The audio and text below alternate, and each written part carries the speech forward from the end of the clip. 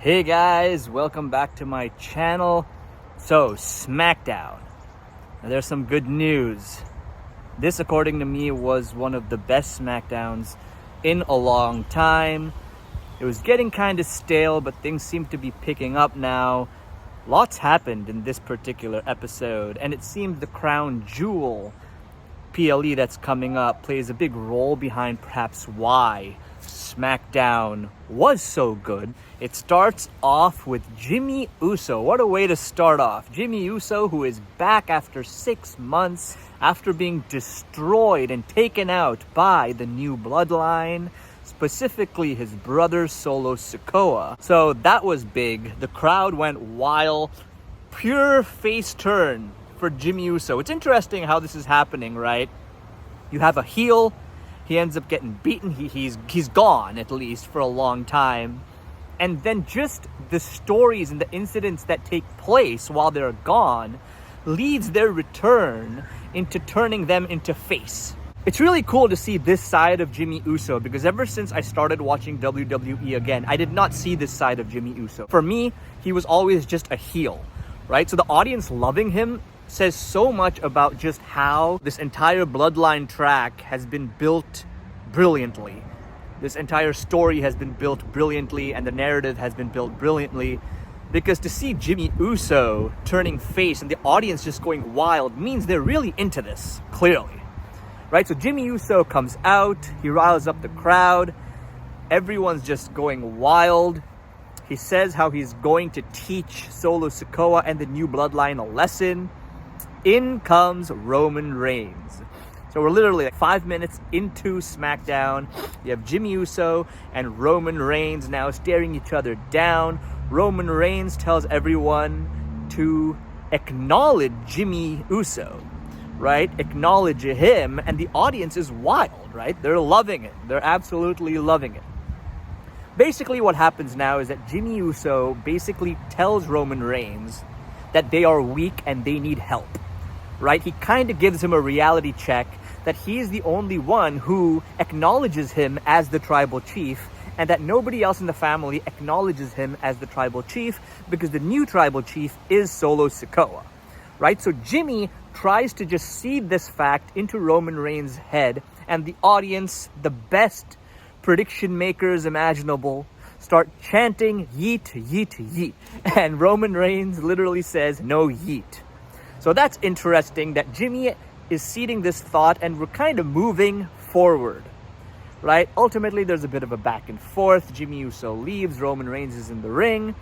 We now move on to the first match of the evening. This track is not over, it continues throughout the night, right? The first match of the evening is LA Knight defending his US Championship against Carmelo Hayes. This was a great match, very entertaining, very fun to watch. Andrade is there by ringside, and they were just like putting it all out, right? The punches, the kicks, the flies. It was an entertaining match overall. We got some "This is awesome" chants, and it was just a really good wrestling match at the end. LA Knight defends his championship successfully. He wins, but man, Carmelo Hayes, he knows how to wrestle, right? They're really building this up. I personally am not a fan of Carmelo Hayes. I don't know what. He's a good wrestler, but I'm just not really feeling it. But that's just me, right? We all have our preferences. Andrade was there. I like Andrade. I don't know why. I have a thing for Andrade. I don't know why. Sometimes I like heels. Now the Women's Tag Team Championship is on the line. Bianca Belair and Jade Cargill go against two NXT women who are making their debut on SmackDown. However, before the match can even begin, after they enter the ring, Kevin Owens randomly just walks in and starts calling out Cody Rhodes. He says, hey, look, I did not jump Cody Rhodes. I did not backstab Cody Rhodes. He backstabbed me. That's what he's trying to say. And basically, Cody Rhodes comes out, and basically they try to get at each other, but the security separates them. They don't even come close to each other. Cody Rhodes is at the entrance, and Kevin Owens is in the ring. Randy Orton, however, comes out, and basically what ends up happening is Randy Orton tries to reason with Kevin Owens. This doesn't go as planned. Kevin Owens still has Cody in his target. By mistake, Kevin Owens ends up hitting Randy Orton. And that leads to Randy Orton punching Kevin Owens in the face. So things are getting pretty heated up here, right? So another pretty extreme turn of events on SmackDown. Pretty awesome. So clearly we're moving pretty fast here, right? I didn't expect this entire Randy Orton, Kevin Owens, Cody Rhodes thing to move so fast in this direction. I actually thought the entire Kevin Owens heel turn may not even happen. I thought that it was a false signal that the WWE was giving to us, but I guess they're moving in this direction quite a bit, because later on we have Kevin Owens beating Randy Orton backstage. Like, he's just really going at it. Anyways, we have the Women's Championship match. Jade Cargill and Bianca Belair against the two women from NXT. I don't really remember their names. Of course, Jade Cargill and Bianca Belair, they win the match. Okay, and they are still the women's champions. We also get an impromptu Nia Jax versus Naomi match, right? This was not planned. Nia Jax and Tiffany Stratton come out to the ring. Basically, Nia Jax talks about how she's going to annihilate Liv Morgan at the Crown Jewel. Remember, it's going to be champion versus champion, right? Nia Jax says how she annihilated everyone that comes in her way, all the best. She even praises Bayley, saying that she is a deserving competitor for the Women's Championship title. However, she lost. Right? This is when Naomi comes out. Naomi says how she doesn't need anyone to beat Nia Jax, unlike Nia Jax, who clearly needs Tiffany Stratton by her side. She mocks Tiffany Stratton as well. Ultimately, there's a bit of a back and forth, and what we get is an impromptu match between Nia Jax and Naomi when the referee comes out, but that's not it, and that's the twist. Right? That's why I said that Crown Jewel is making SmackDown heat up. We get Liv Morgan and Dominic Mysterio on this episode of SmackDown. There's a bit of trash talk, and then Liv Morgan just stands ringside alongside Dom Mysterio as the match goes on between Nia Jax and Naomi.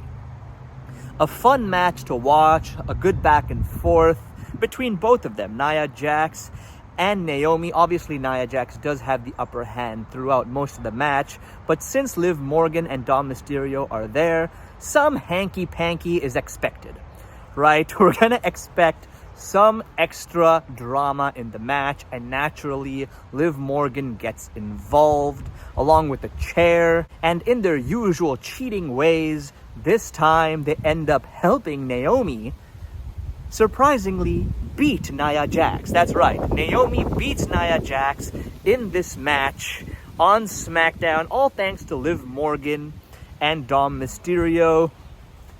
And it's just interesting because I'm sure Naomi and Liv Morgan are not friends, you know, at least from a storytelling perspective.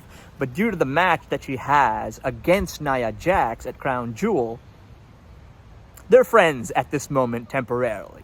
Right?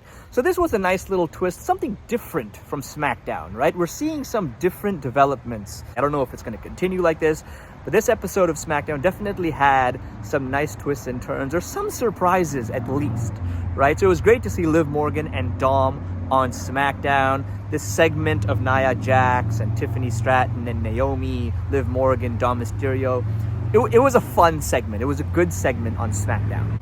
And like I said, the entire Randy Orton, Kevin Owens situation and Cody Rhodes, that whole segment, that segment was also very nice. Boy, and the Jimmy Uso segment, that was nice as well. So there are three things that really stood out on this episode of SmackDown, but we're not even done yet. We still have the main event between Jimmy Uso and Solo Sikoa.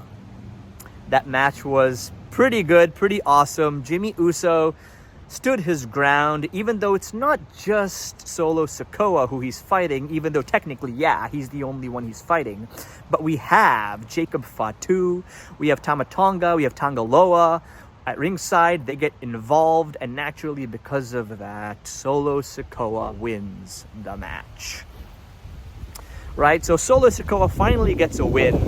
You know, but this is what bloodline is. And even during the era of Roman Reigns' bloodline, you know, when everyone was together and he was the undisputed champion, he often won due to outside interference by the bloodline. So this is a bloodline thing, right? They cheat to win, and that's just the way it is. So Jimmy Uso loses, and then he gets beaten up pretty badly. Roman Reigns comes out. They try to take out the Tongans, right? The new bloodline. Unfortunately, the numbers game gets the best of them, and Jimmy Uso and Roman Reigns are lying on the ring, destroyed, as the bloodline, the new bloodline, stands tall. Then they leave, and then we have a moment between Jimmy and Roman Reigns in which Jimmy says, "We need help," right? He reminds him and reminds the audience of what he said in the beginning of the show, right? Regarding how they need help, right? Their own bloodline needs help. Roman Reigns needs help if he wants to be the tribal chief again, right? So we come full circle. This SmackDown had a story to tell. It had a 3-act structure, beginning, middle, and end, right? A proper narrative, this particular episode of SmackDown. And now we have things to look forward to, right? That's what I want from SmackDown. This is how SmackDown should be. It's not about the bigger picture. I mean, yes, it is. But every episode of SmackDown should also have a beginning, middle, and end. You set something up, and then you deliver at the end. Great episode of SmackDown. Well, that's that, folks. My review of SmackDown. Please do like, share, subscribe, folks. Until next time, peace out. Bye.